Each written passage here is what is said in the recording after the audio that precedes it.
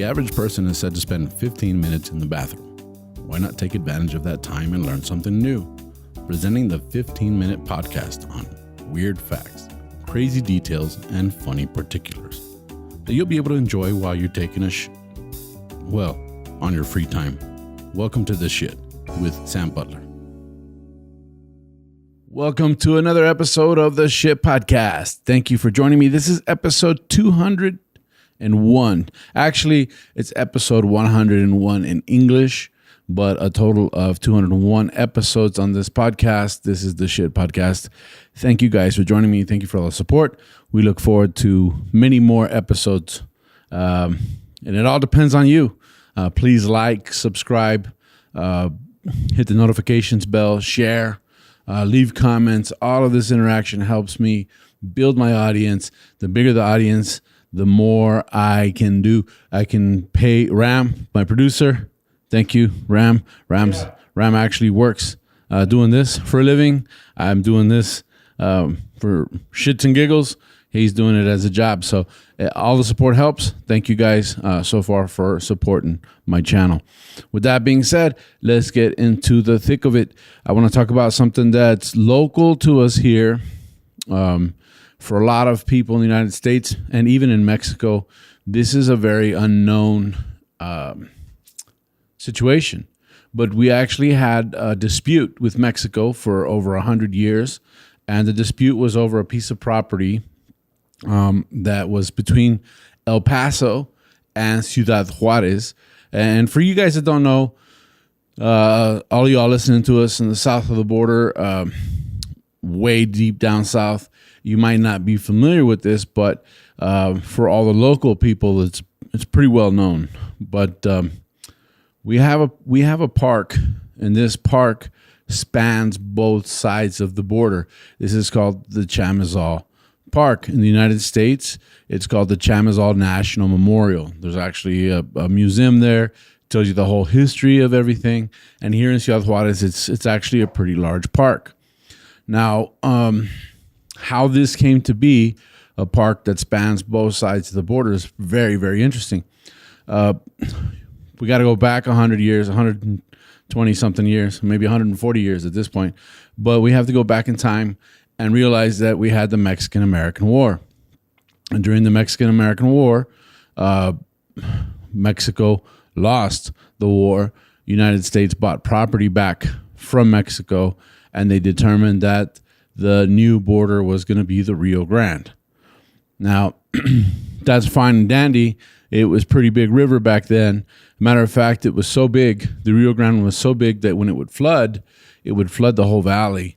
The original Fort Bliss was down by the riverbed because obviously if you're going to set up a fort, you want to have access to fresh water. So the first Fort Bliss fort was right on the river banks. It was Hart's Mill. And they were camped there, but then every year it would flood and they would wash out their fort. So they actually had to move the base away from the river quite a distance to keep it from flooding. And then it continued to flood. So it's finally was moved to its current location, which is on top of La Noria Mesa, which is a plateau in El Paso. And that's where it's been since then. The reason is this river would flood. Well, when the river flooded, it also flooded parts of Ciudad Juárez. So it flooded parts of El Paso and parts of Ciudad Juárez. And it's the Rio Grande. But if you look at it today, it's not that grand. It pretty much looks like a regular water channel. You really couldn't even have boats, or it's not like the Mississippi River or anything like that. It's just a little river. As a matter of fact, I think it's like 165 feet wide. You know, there's parts of the river here in New Mexico, which is adjacent to El Paso, where you could actually walk across the river, maybe up to your knees, and you're fine. Now, that being the case, the river would flood and then it would change course. When it did that, it changed the boundary. Since the river was the boundary, it would change with the river. To the United States advantage, it always seemed to change south. So for a while there, in about the 1860s. It was prior to the 1860s, but it was in the 1860s when Mexico actually tried diplomatically to solve the situation. And they went ahead and filed a formal complaint with the U.S. government because the river would flood, change course, and it would eat up about 600 acres or so. I think it's a little bit more than that, like 700 and something acres. The river changed course. That land now is part of the United States. Well, Mexico wasn't happy about it. Of course, Americans were happy about it, but Mexico filed a formal complaint. Nothing really got resolved. What happened was a pretty interesting thing. Mexico decided they would trench a new river, and of course they had a treaty of 1848 that said that the river couldn't just change course, and the United States didn't really want to honor that. Mexico was kind of asking for them to go ahead and honor it. Nobody agreed, so and what would happen is the river would change course, and then it created this horseshoe shape, right? And as the horseshoe shape encroached onto Mexican land, the Mexican side decided to trench the new river where the line should go. And so now you had this horseshoe-shaped river going into Mexico and another river cutting across it. And then the U.S. side also decided that they would trench on our side. And what ended up happening is Mexico ended up trenching on one side and the United States trenched on the other, which created a small island. This island was known as the Cordova Island.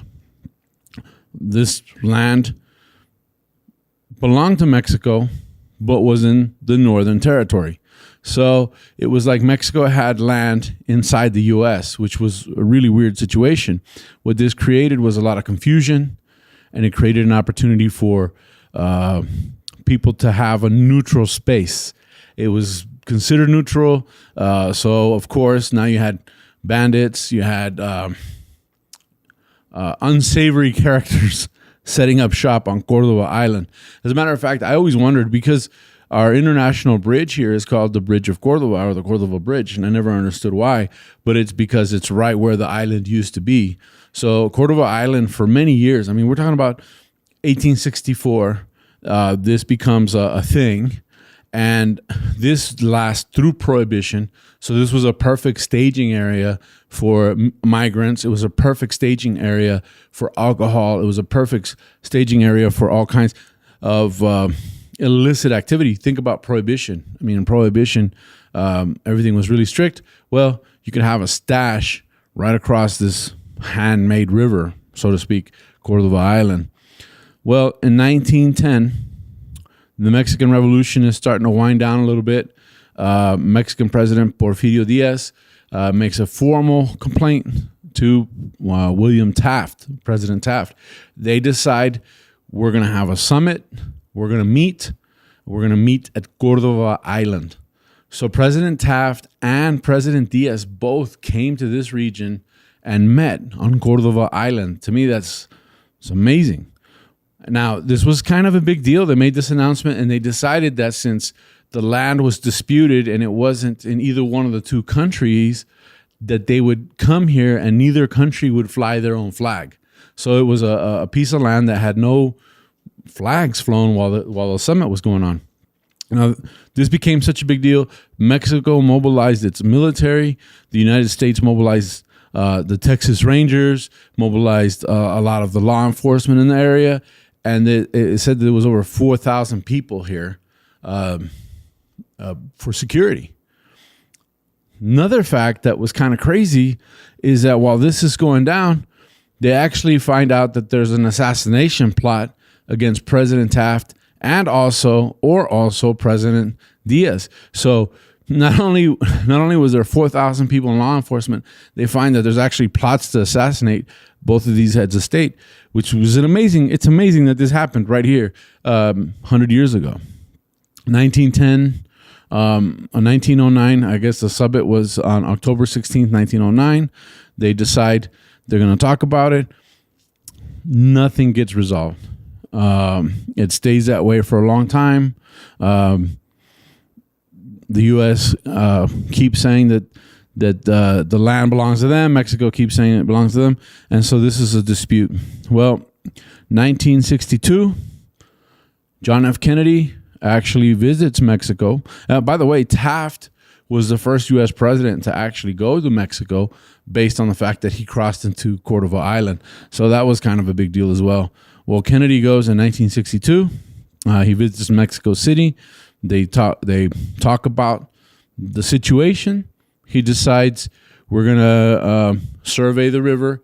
We're going to give it back to y'all. Now, the way they came to the resolution of where the river should go was because there was an International Boundaries Commission, and they decided that they'd allow the International Waters and Boundaries Commission decide where the right location of the river should be. And of course, this commission was not headed by an American or headed by a Mexican. It was actually a Canadian, Eugene Lafleur, who was the head of the commission and decided this is where the boundary should go. As a result, Mexico got 366 of the 600 acres, plus an additional 71 acres from Cordova Island returned to them, and a portion of that stayed in the United States. If you visit El Paso, you can visit both sides of the park. The Chamizal National Memorial was actually protected as a national monument, and it's a beautiful park here in El Paso, right on the river banks. You can see Mexico from it, and of course, its counterpart is in Mexico. And it's interesting that when you drive around in Ciudad Juárez, you can actually see where the banks of the old river were, and you can see where those have been turned into parks. There's basketball courts.